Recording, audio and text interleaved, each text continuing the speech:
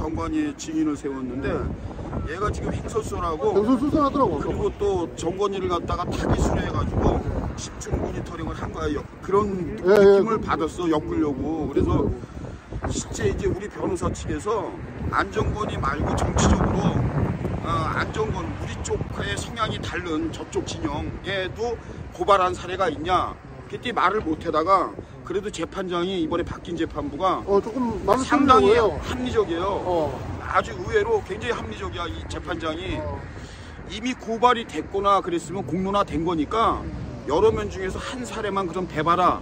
기껏 된 게 깨시원당을 된 거야. 깨시원의 이민구 대표 쪽은 우리 성향이지. 이재명하고 반대판데. 그러니까 재차 그거 말고는 없냐 그랬더니 우리 쪽으로 고발한 거 이렇게 저쪽 상대 진영 저 좌파 애들 진영 쪽에는 고발 사례가 없다는 거야. 그러니까 이거는 무슨 의미냐면은 어느 정도 주도적으로 그러한 이제 성향을 갖고 애초부터 이 보수 쪽 이쪽을 타깃으로 해서 집중 모니터링을 했다는 얘기밖에 안 돼요. 아니 그렇게 그 윤석열 대통령도 그 대진년들 얼마나 따라다녔습니까? 한 건도 없대. 우리 저 대통령 쪽에 윤석열 쪽으로 해갖고서는 고발한 건 없댔지 내가. 근데 얼마나 많은 사례가 많은데 오세훈 시장 말할 것도 없고 윤석열도 얼마나 가는 곳마다 찾아와서 피켓하고 소리 지르고 당하고. 근데 그런 거는 한 건도 없다는 거야. 그러면 이 서울 선관위가 경기도에서 대장동 때문에 벌어진 일까지 끌어다가 지네가 같이 여기다가 병합시켜갖고 고발했더라고. 그런 것도 이례적이고. 그러니까 우리 변호인들은 이제 여기 이명규 변호사는 이제 구주화 변호사 이쪽은 변호인단에서는 저 한승수도 그렇고 유승수도 그렇고 변호인단에서는 이건 어느 정도 의도가 있는 거 아니냐. 의도를 가지고 집중적으로 안정권을 모니터링한 거고 특히나 이제 우리 보수 쪽 성향으로 봐서는 우리 보수 쪽의 인사들에 대해서 이재명을 이제 디스하거나 뭐 이런 거 있으면은 그런 거를 이제 꼬투리 잡아서 집중적으로 모니터링해서 고발한 거 아니냐. 이제 그런 쪽으로 우리는 이의 제기하는 거고 일부분은 판사도 수긍을 하고 왜냐면 없대니까 맨 처음엔 있다고 그랬어요. 맨 처음엔 한 3-4건, 4-5건이 있는데 우리하고 성향이 다른 쪽에도 고발한 사례가 있다 그랬어.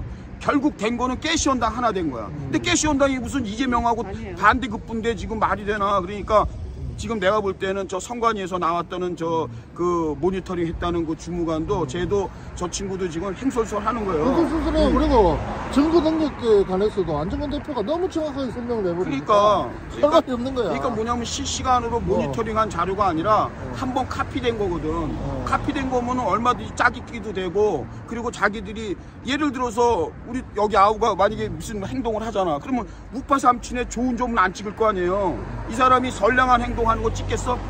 이 사람을 나쁘게 보이려고 그러는데 그 선량한 거 잘라버리는 그거는 아예 그건 넣지도 않고 길 가다 침 뱉은 것만 찍는 거라.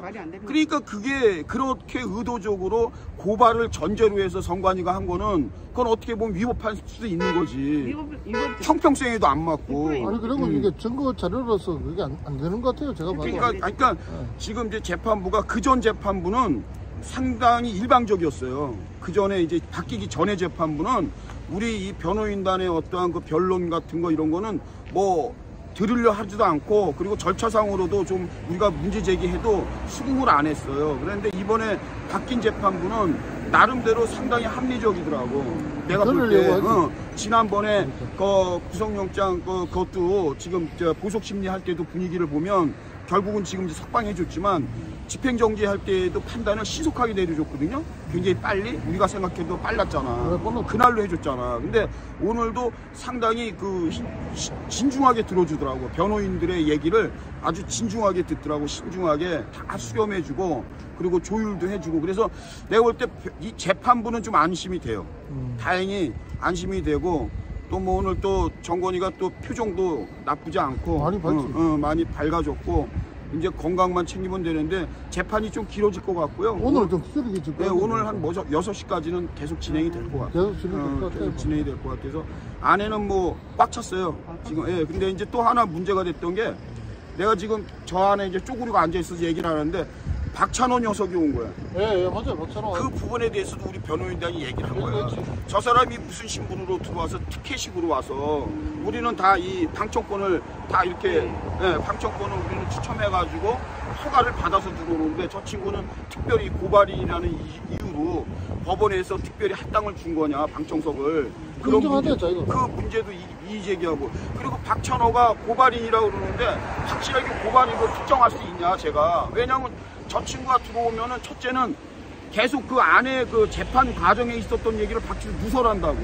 그러면 그 내용 중에는 안정권의 개인의 신상에 대한 얘기도 나갈 수 있거든. 맞아, 신상에 대한 그렇잖아. 말하면 안 되지. 왜냐면 법정에서는 안정권은 다 진술할 의무가 있기 때문에 다 말해야 된다고 판사가 물어보는데 얘가 우리는 이제 방청석에 있으면서도 사실 그 이해 당사자잖아 안정권하고.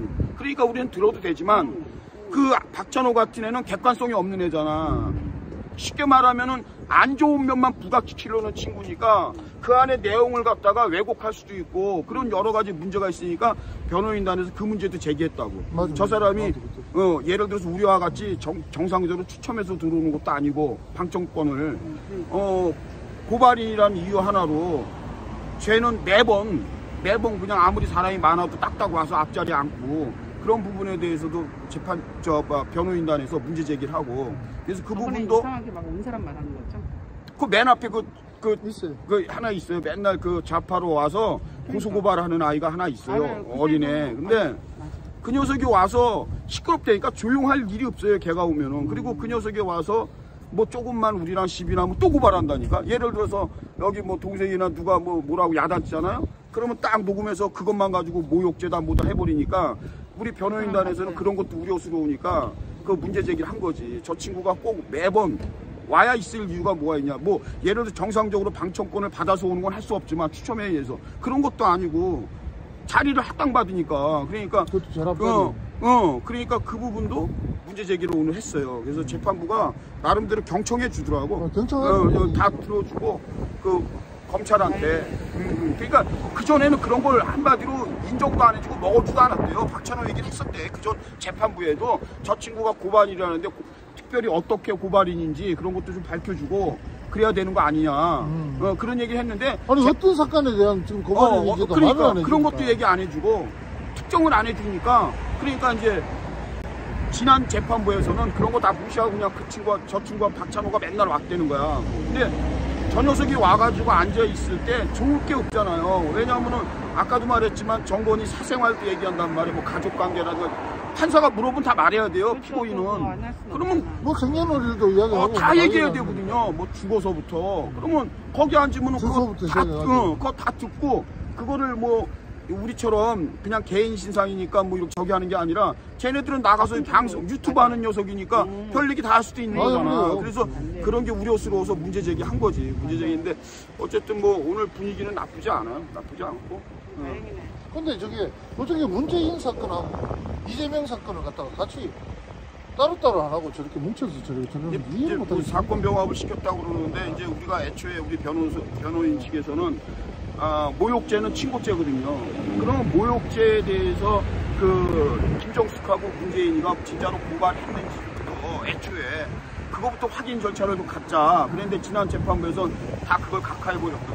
근데 오늘 어쨌든 이 재판부는 얘기는 다 경청해 주더라고요. 얘기는 다. 그리고 지금 우리 재판부는 또 하나 그 이재명도 사실관계 공소법 위반이니까 공직선거법상에 어떠한 불이익을 당하고 뭐 이런 부분도 실제 이재명을 불러놓고 좀 변호인 측에서는 맞아. 그런 것도 증인 채택을 해서 좀 묻고 싶다라고 했는데 뭐 일갈 다 각하다 했었거든. 근데 이번에 그 재판부는 그래도 그러한 취지나 뭐 이런 걸 다 경청을 해주더라고요. 문재인을 부르든 안 부르든 간에 경청 다 해주고 또 타당한 거는 또 그 설명도 해주고 하더라고요. 그러니까 분위기는 완전히 달라졌어요.